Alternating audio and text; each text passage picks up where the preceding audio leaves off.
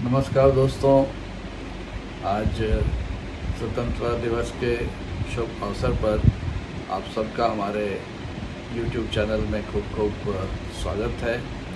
आज के शुभ अवसर पर आपको और आपके परिवार को बहुत बहुत बधाई। दोस्तों, मेरा नाम हेमंत कुमार वर्मा है और मैं AMFI registered mutual fund distributor हूँ। मैं एक फाइनेंशियल प्लानर भी हूँ और IRDAI के द्वारा सर्टिफाइड इंश्योरेंस एडवाइज़र भी हूँ। दोस्तों, आज ही के दिन 1947 में हमारा देश अंग्रेज़ों के शासन से आज़ाद हुआ था और हमें राजनीतिक रूप से आज़ादी मिली थी। तो इसीलिए हम हर साल 15 अगस्त को स्वतंत्रता दिवस मनाते हैं। दोस्तों, हमें राजनीतिक आज़ादी तो मिल गई, पर अब प्रश्न ये है कि क्या हमारे देश का हर व्यक्ति आर्थिक रूप से आज़ाद है? क्या वो अपनी इच्छा के अनुसार जो भी उसकी ज़रूरतें हैं वो आसानी से पूरी कर पा रहा है? तो इस प्रश्न का जवाब शायद ना में ही मिलेगा।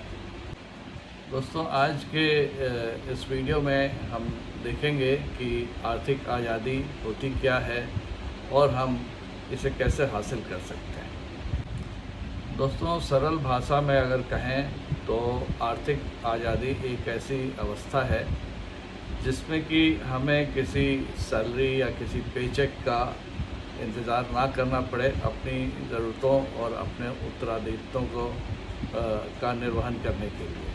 दोस्तों, आइए अब हम देखते हैं कि आर्थिक आज़ादी के लिए जो हमें फिनेंशियल प्लानिंग करनी है उसके मूलभूत सिद्धांत क्या हैं। तो पहला सिद्धांत तो ये है कि हमारे जीवन में बजटिंग हो, यानी कि हमें हमेशा ये ध्यान रहे कि हमारी आय कितनी है और हम इसे किस तरह से खर्च करने वाले हैं। एक हम प्लानिंग करें कि हर महीने जो भी पैसे हमें मिलते हैं, जो हमारी आय है, तो उसमें से हमारा जो बचत है उसको हटाने के बाद से जो हमारे पास पैसे बचते हैं तो उसे हम किस तरह से और किन मुद्दों पर खर्च करने वाले हैं। फिनेंशियल प्लानिंग में जो दूसरा इम्पॉर्टेंट फैक्टर है वो है कि हमारे पास एक इमरजेंसी फ़ंड हो। तो इमरजेंसी फ़ंड क्या है? ये वो एक धनराशि है जिससे कि हमारा 3 से 6 महीने तक का खर्च चल सके, ऐसी अवस्था में जब हम किसी भी कारणवश अर्निंग में असमर्थ हों, हमारी नौकरी छूट जाए या हम किसी और नौकरी के लिए हम अपनी नौकरी को छोड़ देते हैं, तो ऐसी अवस्था में 3 से 6 महीने तक के लिए हमारे पास एक धनराशि होनी चाहिए जिसे हम इमरजेंसी फ़ंड कहते हैं। दोस्तों, फिनेंशियल प्लानिंग में जो तीसरा इम्पॉर्टेंट स्टेप है वो है कि हम अपने कर्ज़ों का आकलन करें।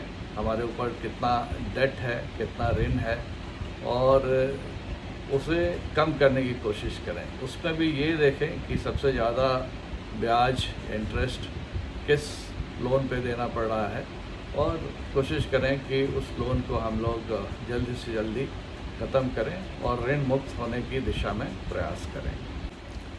दोस्तों, फिनेंशियल प्लानिंग के रास्ते पे अगला कदम है इन्वेस्टमेंट का। तो जो हमारी बचत है वो हम देखें कि किस प्रकार से उसे हम लंबी अवधि के लिए या हमारे गोल के हिसाब से कहाँ और कैसे कैसे इन्वेस्ट करें। तो हमारे पास अलग अलग साधन मौजूद हैं, जैसे रियल एस्टेट है जो कि भारत में काफ़ी पॉपुलर है, पर आज की डेट में स्टॉक मार्केट या शेयर मार्केट वो ज़्यादा प्रॉफिटेबल और ज़्यादा पॉपुलर हो रहा है। हमें अपने जीवन में इन्वेस्टमेंट करते समय अपने गोल्स को ध्यान रखना है। बच्चों की पढ़ाई लिखाई, उनका शादी ब्याह, तो ऐसे गोल्स तो हैं ही। हमें घर लेना हो या कोई हमारे एस्पिरेशनल गोल्स हों, गाड़ी लेनी हो, तो इन सब चीज़ों के लिए हमें ध्यान रख कर के और इसी हिसाब से इन्वेस्टमेंट करना है।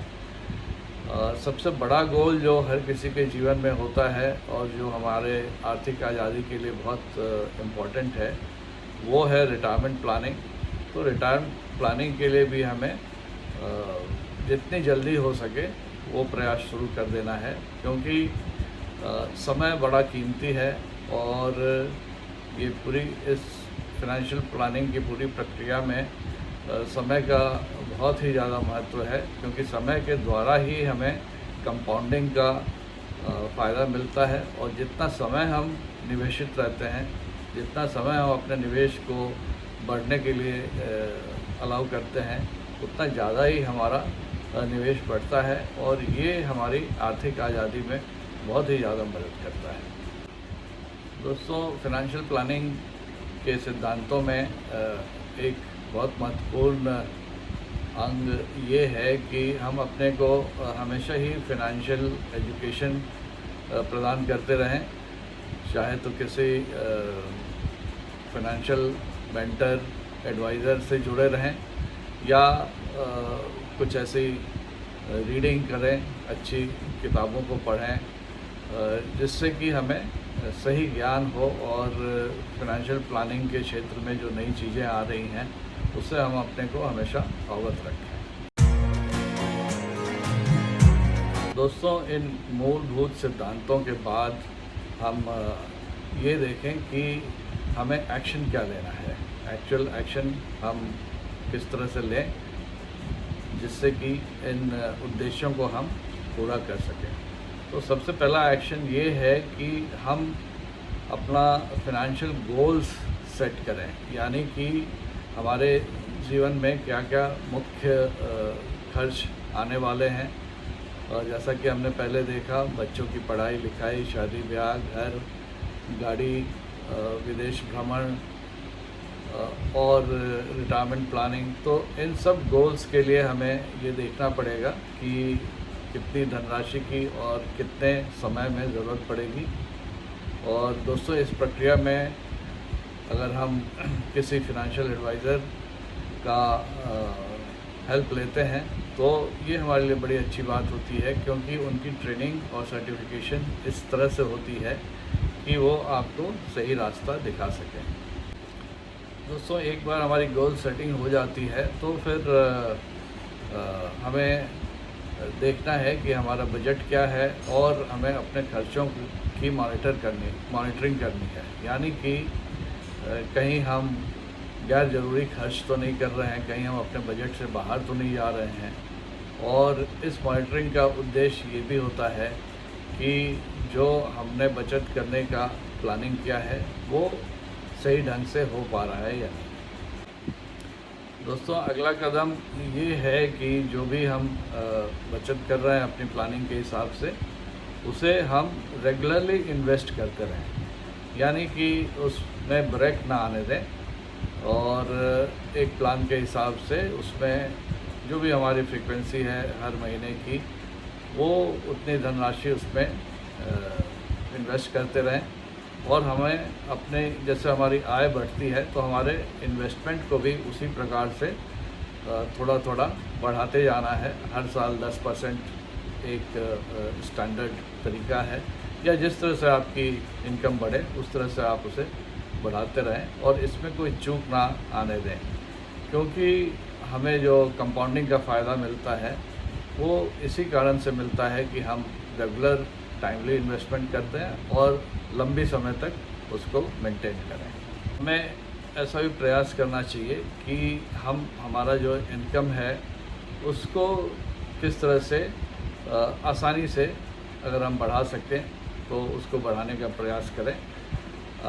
हो सकता है कि हमारा कोई पैशन हो, कोई हॉबी हो, कुछ इस तरह की चीज़ हो जिससे समाज का भी भला हो और हमें भी आर्थिक रूप से उससे कुछ इनकम हो, तो ये भी ध्यान में रखें और इससे भी अपने इनकम को थोड़ा बढ़ाने की कोशिश करते रहें। आखिर में हम ये कहना चाहेंगे कि हमारा जो भी प्लान है और इन्वेस्टमेंट्स हैं उसका हम समय समय पर रिव्यू करते रहें, अपने फाइनेंशियल एडवाइज़र के साथ बातचीत करें और ये देखें कि हम सही रास्ते पे चल रहे हैं या नहीं।